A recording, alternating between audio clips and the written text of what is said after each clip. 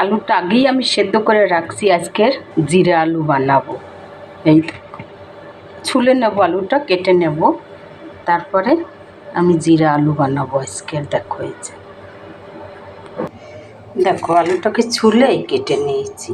এই দেখো ছোট ছোট করে কেটে নিয়েছি। এই যে এদিকে কড়াই বসাইছি, গ্যাসটাও জ্বালাই দেবো এবারে।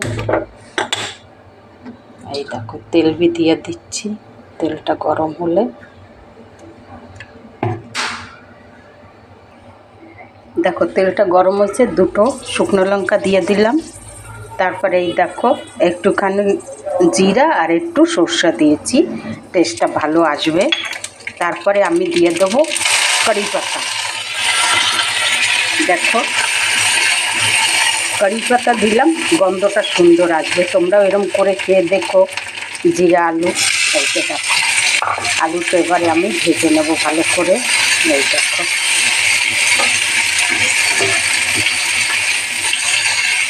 কারি পাতাটা দিলে গন্ধটা সুন্দর আসছে।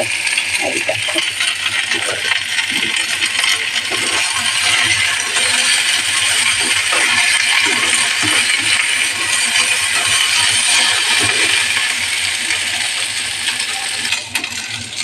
দেখো ভাজা ভাজা হয়েছে।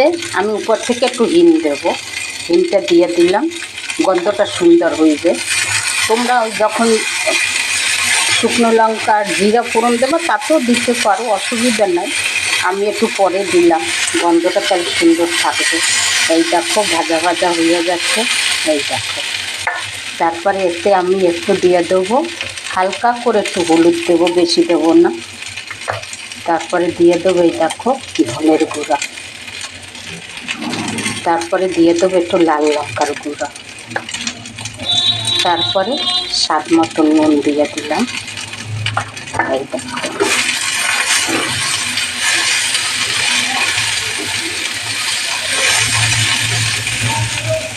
তারপরে এই দেখো একটু আমচুর দিয়ে দিলাম, স্বাদটা ভালো আসবে। আমচুর তো দিতেই লাগবে, নাহলে জিরা আলুতে কোনো স্বাদই হবে না। এই দেখো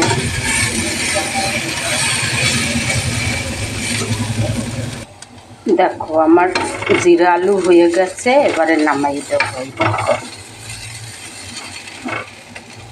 গ্যাস বন্ধ করে দিলাম, এবারে নামাচ্ছি আমার জিরা আলু। এই দেখো